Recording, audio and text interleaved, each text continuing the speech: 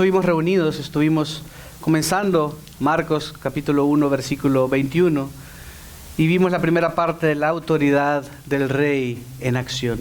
Ahora veremos esta segunda parte. El rey vino a ofrecer su reino. Sabemos lo que pasa después, pero no lo vamos a adelantar. Pero el Señor se acercó con autoridad a la sinagoga en el versículo 21 y 22. ¿Para qué? Para enseñar. Esto no es cualquier hombre que estaba enseñando, era el Mesías, el Hijo de Dios. Estaba viniendo con autoridad como un rabino a enseñar la palabra de verdad. Y miren la diferencia que los mismos que estaban escuchándole notaron respecto de los escribas que típicamente hacían esto. Versículo 21 dice: entraron en Capernaum y enseguida, en el día de reposo, Jesús entró en la sinagoga y comenzó a enseñar. Esto no era cualquier persona, no cualquier persona puede hacer esto.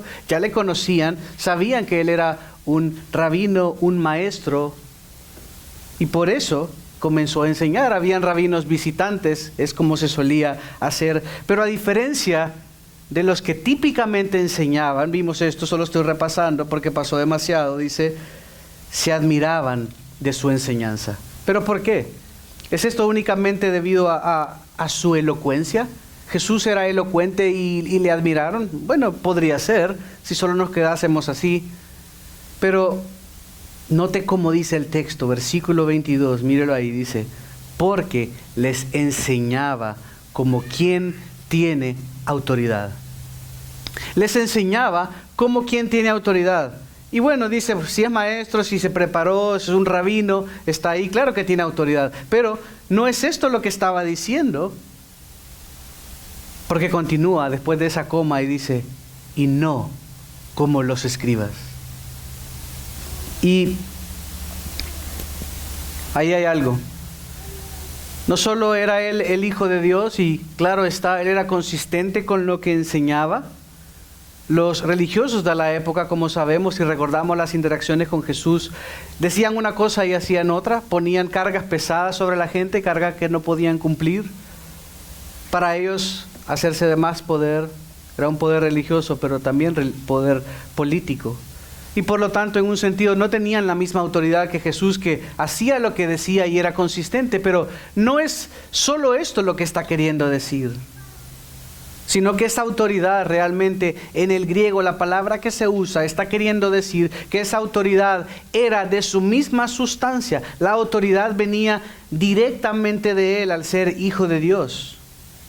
¿Pero cómo? Bueno, los escribas, dice acá, eran los expertos en interpretar la ley. Con el paso del tiempo, ellos pasaban esta tradición oral y pasaron de transcribir la Biblia también a enseñar la Biblia.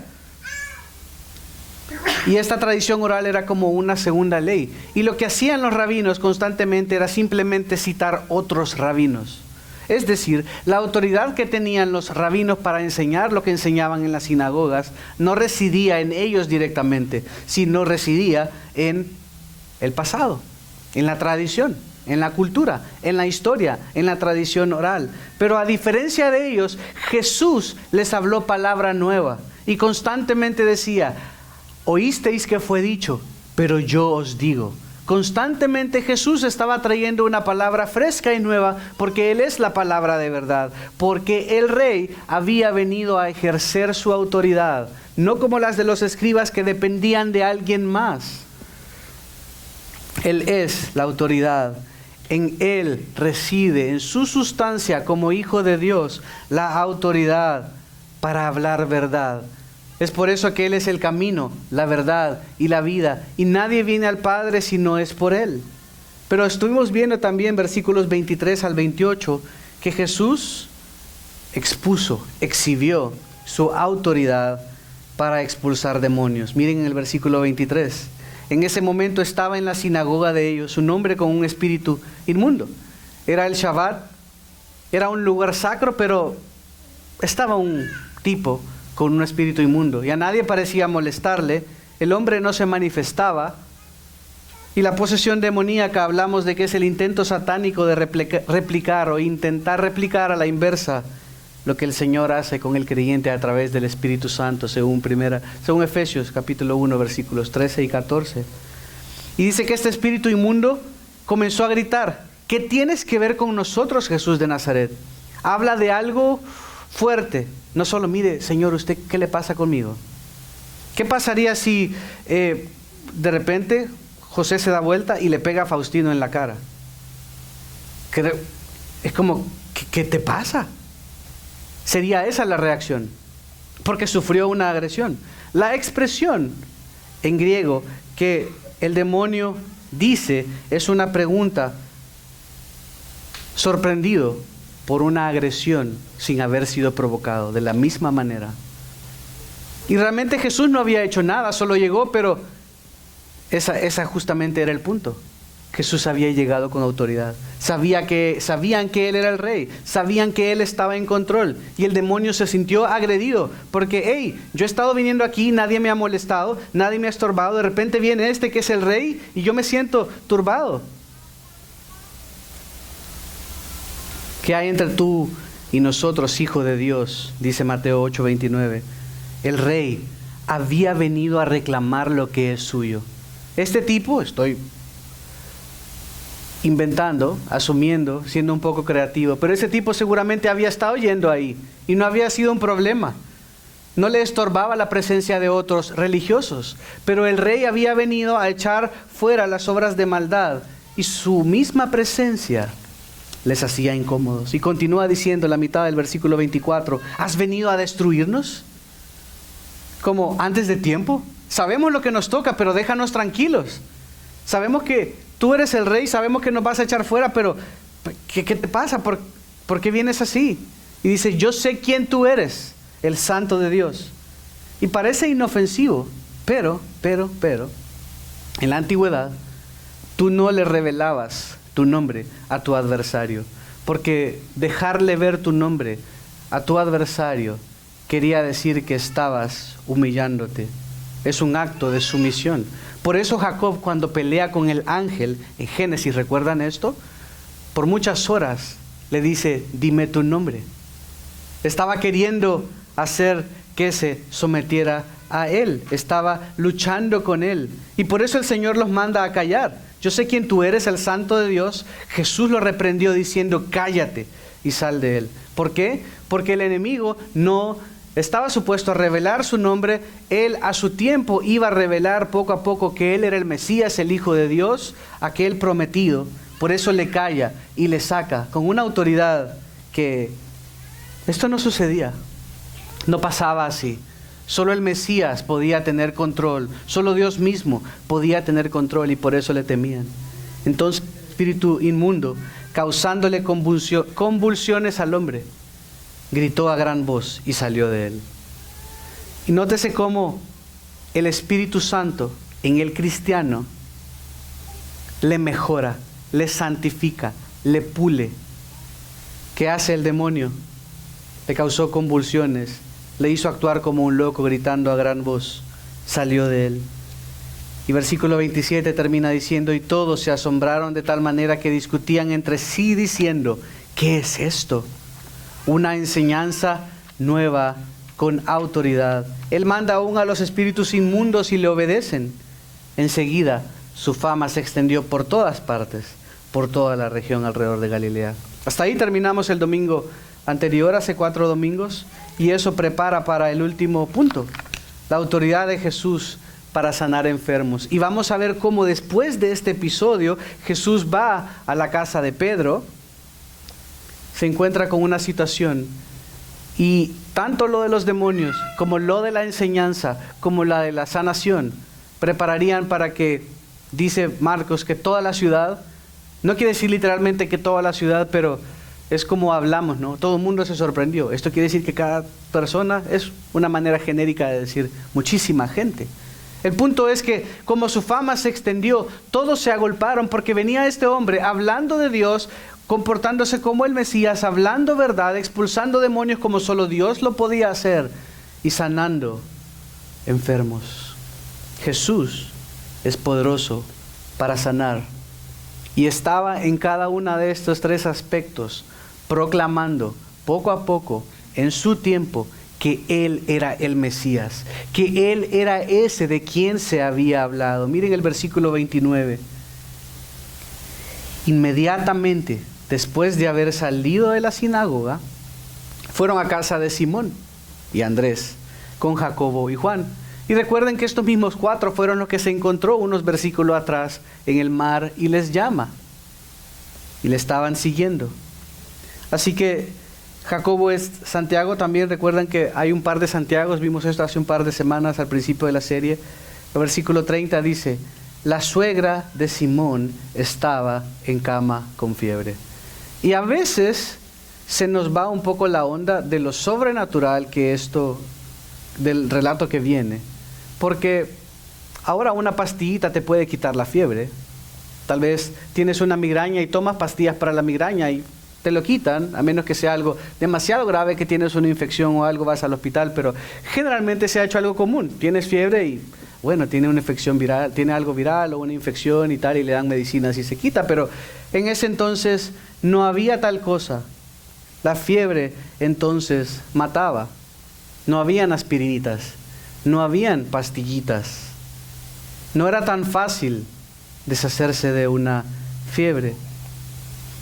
Lucas capítulo 4, no lo busquen solo como referencia, dice que tenía una fiebre muy alta, haciendo ver como, esto no era solo un dolor de cabeza, no era una jaqueca la que la mamá de Pedro tenía, estaba bastante mal, bastante quebrantada de salud.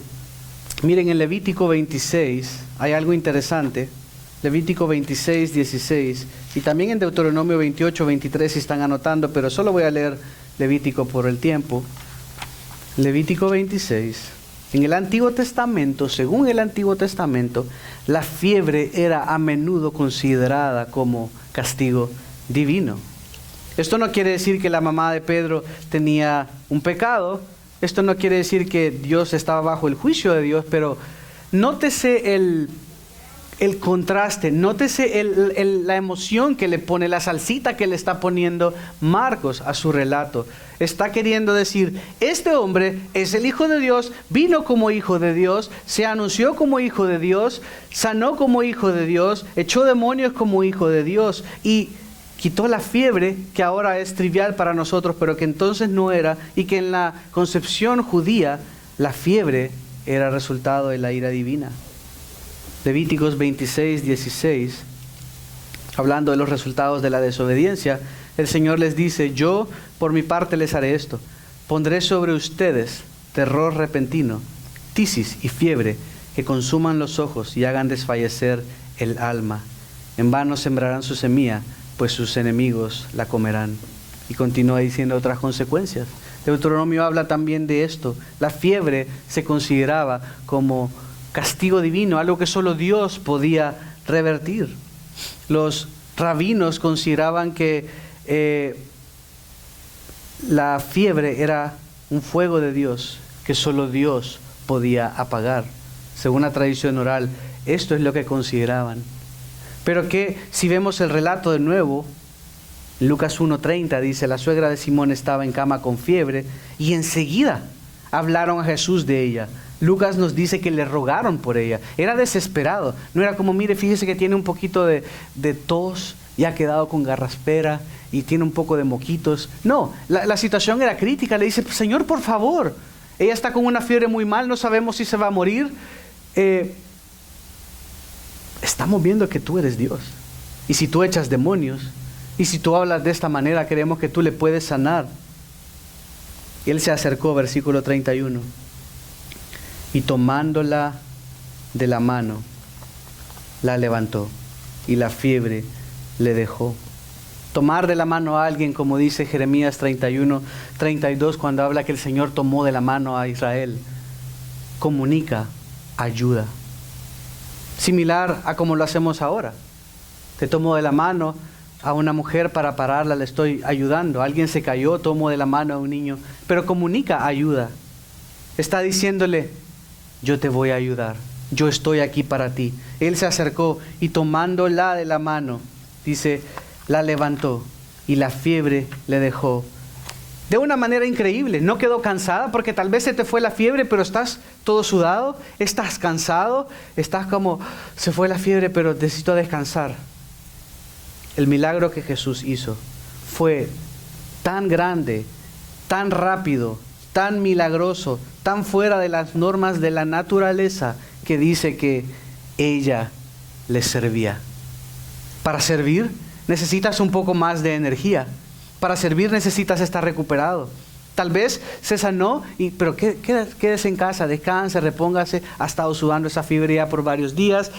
Tome líquidos, electrolitos y todo lo que hay que darle y un montón de cosas. Pero esa mujer pasó de 0 a 100 de inmediato. Tanto así que ahora estaba sirviendo. Tal era el milagro. Tal era la mano poderosa de Dios. ¿Qué está Marcos comunicando? Esto no solo es un relato para decir, ay, Jesús la sanó, y listo, cambio de página, y Jesús sanó. Está comunicándonos acerca de la deidad de Jesús. Está diciendo algo que ningún hombre puede hacer. Está intencionalmente conectando el Espíritu de Dios a algo que ellos sabían que solo Dios podía sanar, que venía de Dios y por lo tanto solo el Hijo de Dios. Vamos a leer Isaías 53, cómo se había hablado de que ese siervo sufriente vendría a hacer este tipo de cosas. Esto no era normal, no sucedía de esta manera. Le hubiesen dejado reposando, pero la mujer inmediatamente se para y sirve. Y eso también es un ejemplo de lo que el Señor hace cuando nos da vida eterna. Nos pasa de muerte a vida, como dice Efesios 2. Nos pasa de no poder ver a poder ver al 100%. El Señor no hace las cosas a medias. Y estamos viendo y vamos a comenzar a ver milagros de este tipo que estaban anunciando no otra cosa, sino que el Mesías había venido, que el reino de los cielos se había acercado. Y por eso en el pasado, en el Antiguo Testamento, en cada oportunidad que había alguna instancia del reino de Dios, en cada momento que el Señor estaba haciendo algo para obrar su reino, para hacer trabajar o hacer avanzar su reino, es que hubo grupos de milagros de esta manera, porque el Señor estaba obrando. Y como terminaremos viendo hoy, al final de los tiempos, otra vez veremos sanaciones, milagros, resurrecciones. ¿Por qué? Porque el Rey vendrá.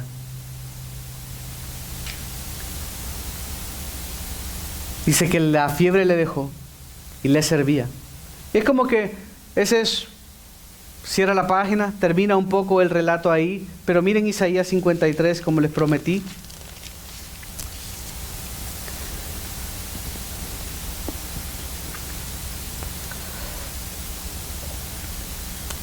¿Quién ha creído a nuestro mensaje? ¿A quién se ha revelado el brazo del Señor? Creció delante de él como renuevo tierno, como raíz de tierra seca. No tiene aspecto hermoso ni majestad para que lo miremos, ni apariencia para que lo deseemos. Fue despreciado y desechado de los hombres, varón de dolores y experimentado en aflicción, y como uno de quien los hombres esconden el rostro, fue despreciado y no lo estimamos. Ciertamente, él llevó nuestras enfermedades y cargó con nuestros dolores. Con todo nosotros lo tuvimos por azotado, por herido de Dios y afligido. Pero él herido fue por nuestras transgresiones, molido por nuestras iniquidades.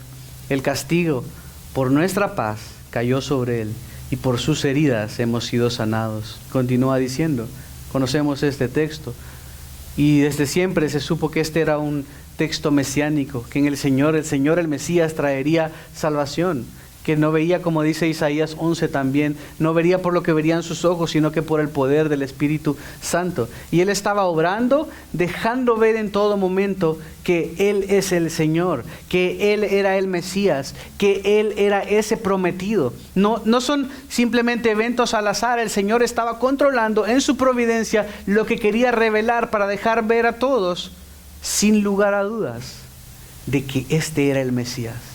Había venido a ofrecer su reino, lo vimos antes. Había venido a llamar a los ciudadanos a su reino. Un reino que vino ofreciendo, pero que Israel desestimó. Después de que Jesús obró, atribuyeron sus obras a Satanás, que es la obra más grande de incredulidad. Por lo tanto, el Señor se retiró en lo privado con sus discípulos y comenzó a prepararles ese reino que aún esperamos que venga. Ha sido pospuesto. No quiere decir que se va a cancelar o que está acá de una manera espiritual únicamente, sino que ha sido pospuesto y esperamos. Y cuando venga de nuevo veremos otro montón, agrupaciones de milagros, porque el Rey ha venido. Y pasó porque Él le dio poder a los discípulos. Siguieron habiendo dones, señales y milagros por un tiempo. Se cree que por lo menos en el primer siglo, porque el Señor les dio para atestiguar y cada vez fue reduciéndose, como lo vemos en el libro de los Hechos. ¿Por qué? Porque esto era para atestiguar, para certificar que Jesús era el Mesías, que Él era el emisario divino. Y como emisarios, como enviados también a los apóstoles, les dio el poder para hacerlo. Versículo 32. A la caída de la tarde, esto está pasando a un mini otro relato conectado. Dice, después de la puesta del sol, trajeron a Jesús todos los que estaban enfermos y los endemoniados. O sea, nótese cómo se corrió su fama. Estamos hablando no como los falsos que ahora dicen sanar, que ¿a dónde estaban en la época del COVID? Todos esos que dicen sanar, ¿por qué no salieron y no fueron a todos los hospitales a sanar a toda la gente? ¿Por qué no se ponen en una plaza y comienzan a sanar a todos? Se corrió la fama, se corrió la voz y dice que se agolparon. Trajeron a Jesús todos los que estaban enfermos y los endemoniados. Mateo 4:24, se los leo, es texto paralelo. Desde el 23 dice, y Jesús iba por toda Galilea enseñando en las sinagogas, proclamando el evangelio del reino y sanando toda enfermedad y toda la dolencia en el pueblo. Toda la que se le presentaba. No es algunas, era toda. Es categórico. A veces dejamos la verdad y la claridad de la Biblia por las emociones, por lo que sentimos o creemos, y no la certeza de la Escritura. Pero el Señor sana y sana bien, y sana plenamente, y sana completamente, y sana todo lo que Él quiere sanar. Nada es a medias, no hay error, no hay confusión. Versículo 24, se extendió su fama por toda Siria, y traían a Él todos los que estaban enfermos, afectados con diversas enfermedades y dolores, los endemoniados, epilépticos y paralíticos. ¿Y qué hacía? ¿Les pedía ofrendas? Los sanaba. Esto era algo sin igual. No había algo como esto.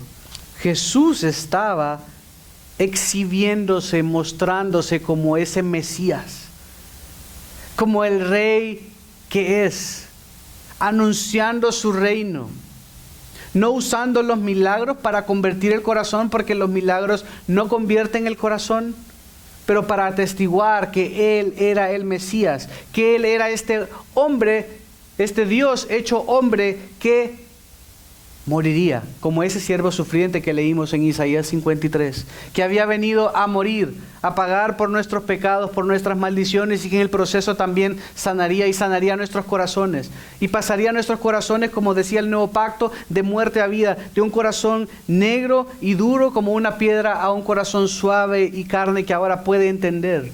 Es algo milagroso que Él solo hace. Hermanos, la Biblia no dice que estábamos enfermos espiritualmente. La Biblia dice que estamos muertos. Y el muerto huele mal.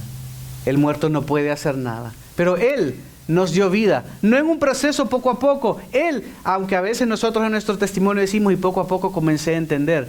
Hay una parte que nunca lo sabremos, tal vez le preguntamos, ¿cuándo fue, Señor, que tú? Hay un momento en que el Espíritu Santo usó su palabra para cambiarte. Tal vez nosotros lo vimos como un proceso. Pero el Señor no hace las cosas, al menos la sanación y la salvación, como un proceso. La santificación sí, Él ha querido que sea un proceso, que estamos poco a poco siendo moldeados a la imagen de su Hijo. Pero dice que a la caída de la tarde, con ese trasfondo, después de la puesta del sol, trajeron a Jesús todos los que estaban enfermos y endemoniados. Y miren el versículo 33, miren el drama. Toda la ciudad se había amontonado a la puerta. Era la casa de la mamá de Pedro. Y vimos que, a diferencia de cómo creemos, probablemente estos hombres no eran pobrecitos. No es el pescador, por ejemplo, en El Salvador. Si tú eres pescador, eres pobrecito y tienes una lanchita, un barquito y sales a pescar lo del día y lo otro lo vendes, pero pescas para tu familia y ya. Y eres pobre, pero por lo que vimos en el texto, posiblemente los discípulos no eran pobrecitos, eran empresarios, tenían empleados. Así que estoy diciendo esto para asumir que la casa de la mamá de Pedro tal vez no era pequeña. Incluso si era pequeña, ya bruma, pero bueno, supongamos que no era tan pequeña o la más pequeña de la ciudad. Pero ¿qué pasa cuando toda la ciudad se había amontonado a la puerta? ¿Qué tal si toda la ciudad se amontona a la puerta de los Huerta? Ahí en Main Street, toda la ciudad esperando entrar, esperando que Dana les dé comida. Es un caos. Todo mundo, todo el que tenía alguna dolencia. ¿Por qué? Porque la necesidad era mucha. Porque habían escuchado de un Jesús que hablaba con autoridad, que expulsaba demonios y que sanaba. Vieron cómo sanó a esta mujer que estaba probablemente a punto de morir y le dio vida radicalmente. ¿No han visto? Y lo digo así de nuevo, esos pseudo teleevangelistas que supuestamente sanan y que está alguien en una silla de ruedas y que oran por ellos y que muchas veces no funciona y que a veces incluso cuando dice funcionar, se paran y con las piernas temblando como que fuera un venadito? Como que poco a poco, técnicamente. Jesús nos sanó así a la mamá de Pedro. La pasó de estar débil, moribunda, a un nivel de que ella ahora le servía. Esto no era normal. Esto es algo que solo Dios, a través de su Hijo, en el poder del Espíritu Santo, podía hacer. Por eso se agolparon. ¿O acaso tú tienes un enfermo y escuchaste que esto está pasando? ¿No irías tú también? Claro que sí, iríamos. Y miren lo que dice. Sanó a muchos, versículo 34. Sanó a muchos que estaban enfermos. Lucas añade en su relato de Lucas 4, añade el dato que ponía sus manos sobre ellos de manera muy amorosa, de manera muy cariñosa. Dice que sanó a muchos, a todos los que estaban enfermos de diversas enfermedades. Mateo 8:16, desde otra perspectiva, dice sanó a todos los que estaban enfermos. No quiere decir que si uno dice que sanó a muchos y otro dice que sanó a todos, se estén contradiciendo. Son temas de perspectiva. Si tú simplemente te estás enfocando no en cuantificar, sino simplemente en el evento, dices, bueno, sanó a muchos. Pero Mateo está diciendo, todo el que llegó lo sanó. Y es consistente con los otros relatos que vemos. Dice que estaban enfermos de diversas enfermedades y expulsó muchos demonios. Quiero ir a Mateo de nuevo, pero ahora en el capítulo 8. Mateo 8, versículo 17.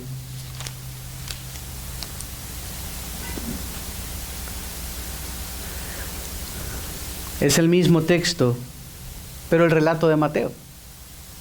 Comienzos del 14, cuando Jesús llegó a casa de Pedro, vio a la suegra de este que estaba, dije mamá es la suegra, sí, de este que estaba en cama con fiebre. Le tocó la mano y la fiebre la dejó. Y ella se levantó y le servía. No fue un venadito bebé, se levantó de una, como dicen los colombianos, y le servía. Y al atardecer le trajeron muchos endemoniados y expulsó a los espíritus con su palabra y sanó a todos los que estaban enfermos.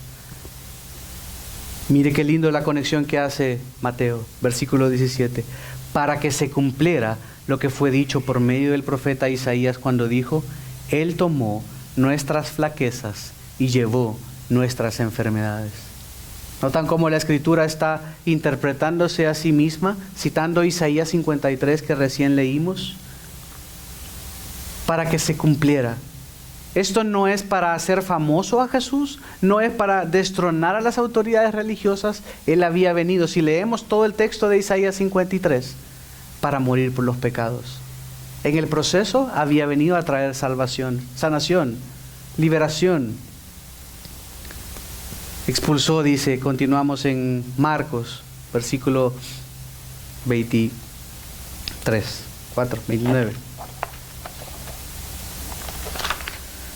34, perdón.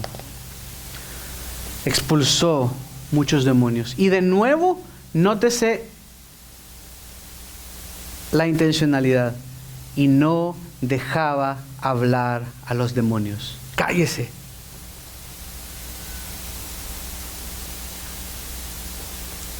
En El Salvador hay muchas pupuserías. Una pupusería es como una taquería. El equivalente de los tacos son las pupusas. Y hay una pupusería que nos gusta mucho. Y siempre recordamos esto porque siempre había un señor que hacía malabares. Era como un payaso, pero no se vestía de payaso. Y esta vez no lo vimos, ya no está. Pero antes él hacía malabares y estaba jugando y bromeando todo el tiempo. Y si botaba uno y él decía, Señor, se le cayó, cállese. Pero era un chiste, cállese, decía. No se meta, Señor, pero no se meta, cállese. Y era el chiste y todo el mundo se reía y la gente intencionalmente le decía algo para que cállese. Bueno, no de broma, sino en serio, el Señor le está diciendo, cállate, no te metas, no te corresponde a ti decir quién soy yo, aunque tú sepas, porque yo en mi tiempo lo diré. Incluso a los discípulos les dijo que no le dijeran a nadie. A Pedro le dijo, nadie te reveló que yo soy el Cristo. Esto no te lo reveló carne ni sangre, sino mi Padre que está en los cielos.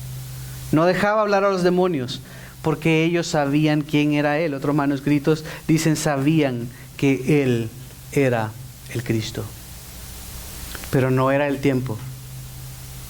El Señor pudo simplemente haber descendido en la ciudad celestial con carteles, bienvenidos, y con trompetas diciendo, aquí está la ciudad celestial, vengan todos. Pero Él decidió revelarse a través de su palabra escrita. Y Él decidió venir humilde y poco a poco comenzar a dar señales y a anunciar con palabra y con hecho que Él era el Mesías. Mateo 8:16 dice que expulsaba a los demonios con su palabra. Nótense la conexión también con el primer punto. Ese mismo Cristo que hablaba verdad, expulsaba demonios con esa misma verdad.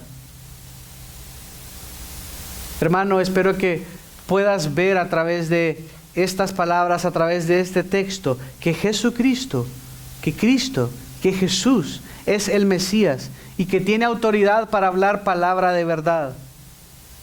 Y nosotros cuando predicamos, cuando abrimos la palabra de Dios, que el Señor nos guarde nunca hablar palabras por nuestra cuenta, sino que la autoridad mía reside en el texto, no en mí como persona.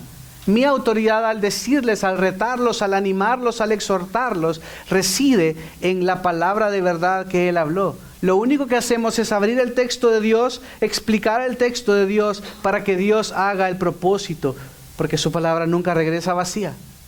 Para que el Espíritu de Dios obre en nuestros corazones y mientras va esa palabra, que salve a los que no creen y santifique a los que creen.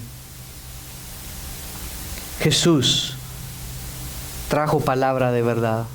Él es el camino, Él es la verdad, Él es la vida. Jesús también tiene autoridad para vencer a nuestros enemigos. A menudo tenemos miedo del diablo y del oculto y de los demonios y de tantas cosas, pero olvidamos que es más fuerte el que está en nosotros que el que está en el mundo, que Él vino para libertar, Él vino para echar fuera las obras de maldad, que Él contestó siempre a los demonios y a Satanás mismo con su palabra, volviendo a la palabra. Ellos conocen la palabra y conocen cuál es su destino. No temamos, el Señor ha vencido al maligno. La muerte no pudo con Él. Él es el que gana, Él es el vencedor.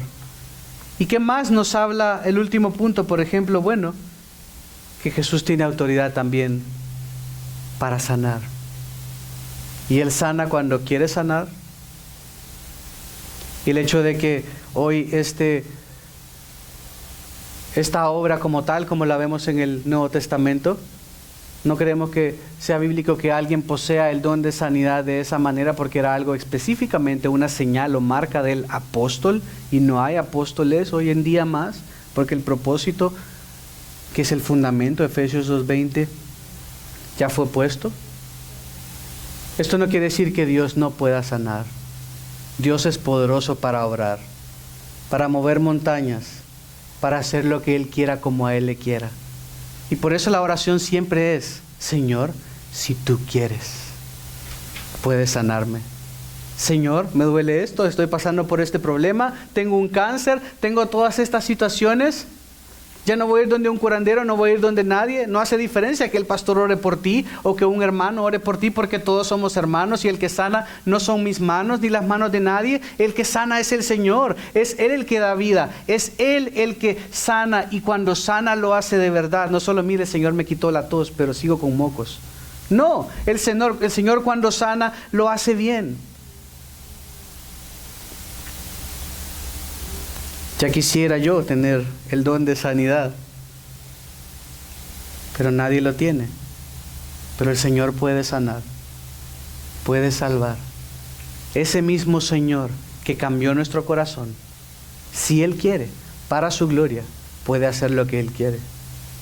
Nunca perdamos de vista lo sobrenatural de nuestro Dios. Nunca perdamos de vista que estamos en este mundo, pero no somos de este mundo. ¿Y saben qué nos dice acerca de este Dios sanador? Que Él vela por nosotros, que Él nos cuida, que Él no vino simplemente como un rey: a ver, todos póstrense, a ver, todos vengan, háganme la reverencia. Que ese rey vino para servir y para dar su vida en rescate por muchos. Vino a dar su vida como sacrificio. Todos esos corderitos que murieron antes apuntaban a ese momento en que Él vendría como el Cordero de Dios que quitaría el pecado del mundo. Ese Cordero de Dios en cuya sangre somos sanados, lavados, en el que podemos ser perdonados, en el que podemos clavar nuestros dolores y nuestras afrentas. Él vela por nosotros. Él vino a sanar. Sanó a todo el que se le acercó, hermano. Lo que vemos ahora en las noticias, en la tele, eso no es el obrar del Espíritu Santo. Dios no obra hoy en día de esa manera. Si sana, sana. Al que viene, le da pan. Al que le pide, Él le da. No caigamos en el error de creer en charlatanes. Pero si Dios quiere sanarte, lo va a hacer para su gloria y completo, hermano. Él te ama, nos ama, y amó a estas multitudes sin pastor. Amó a estas multitudes y les cuidó y les dio lo que necesitaban. Nos ayuda también, incluso ahora mientras nosotros vamos a hacer este viaje misionero, a tener ese corazón misericordioso. A cuando lleguen estos chicos que no tienen un Salvador, que no conocen al Señor y sus familias, que les amemos, que busquemos alcanzarles, que busquemos amarles, porque nuestro Salvador se dio por nosotros. Todo el que llegó, Él lo cuidó, lo libertó, lo sanó, aun y cuando sabía que tiempo después le rechazarían. Aun y cuando sabía que una multitud que le aclamó primero diría: crucifícanle. Aun cuando sabía que todos estos solo querían ser sanos de su enfermedad física, no de su corazón, igual lo hizo. Isaías 35, para dar un poco de esperanza, y terminamos ahí. Vamos a tomar la comunión. Le voy a pedir a Cash y a Andrew que me ayuden. Isaías 35.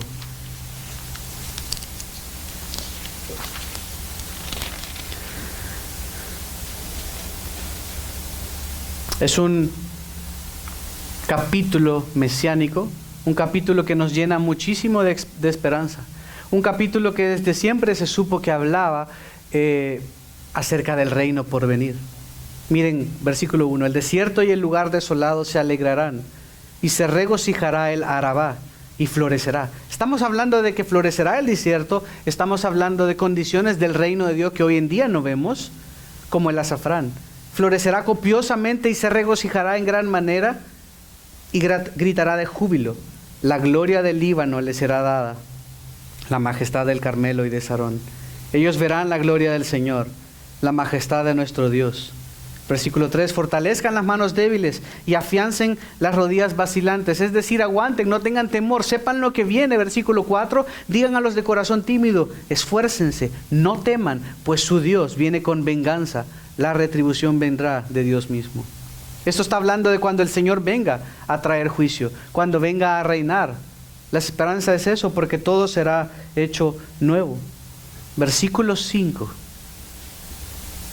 Entonces se abrirán los ojos de los ciegos y los oídos de los sordos se destaparán. El cojo entonces saltará como un ciervo y la lengua del mudo gritará de júbilo, porque aguas brotarán en el desierto y arroyos en el Arabá. 7 a la mitad, al final dice, la hierba se convertirá en cañas, y sigue diciendo, será llamado camino de santidad, y sigue hablando de condiciones de reino. ¿Por qué estoy diciéndoles esto? Bueno, versículos 5 y 6, Juan desde la cárcel mandó a preguntar a Jesús, ¿tú eres el Cristo? ¿Tú eres el Mesías o esperamos a alguien más? Y Jesús respondió, citando Isaías 35, y dijo, bueno, los ciegos ven, los sordos oyen. Le respondió citando la Escritura misma, citando un texto mesiánico, un texto que habla del reino de Dios por venir. Y aunque Jesús mismo se encargó de decir que esto era cumplimiento de lo que había dicho, no vemos todo lo demás floreciendo el desierto, no vemos el Señor todavía viniendo con retribución, no vemos toda esta abundancia. Es decir que esto todavía aguarda un futuro cumplimiento. Y esa debe ser nuestra esperanza. Y el Señor, cuando venga, otra vez veremos de manera masiva señales, milagros y prodigios. Si recuerdan Apocalipsis, los 2 testigos serán muertos en la calle, estarán 3 días y resucitarán. Eso no es normal. Esto tampoco es normal. Pero entonces, ¿por qué? Porque el Rey viene, hará todo nuevo. Cuando el Rey venga, veremos de nuevo una manifestación sin igual de los dones milagrosos. Todo esto debe darnos esperanza. Todo esto debe hacernos regocijar. Todas las injusticias que vemos en el mundo, raciales, económicas o de como sea, el Señor un día lo hará nuevo. El Señor un día hará pagar a los injustos. El Señor un día dará su retribución. Ese Jesús que vino como Mesías, un día vendrá como Rey a hacer todo nuevo.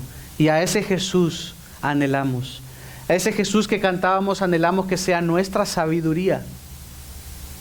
Porque Cristo es la sabiduría de Dios. Porque Cristo es quien vino a revelar la verdad de Dios. No hablaba por su cuenta, sino habló lo que el Padre le dijo que hablara. Y el Espíritu Santo fue enviado como consolador a recordar todo lo que el Hijo había hablado, a estar con nosotros todos los días hasta el fin del mundo. Jesús tiene autoridad. Si tú tenías duda, Jesús es el Hijo de Dios. Y vino a salvar. Vino a reflejar que Él verdaderamente era enviado por Dios, igual a Dios, y ese mismo Jesús regresará. Permítame orar y tomaremos la comunión.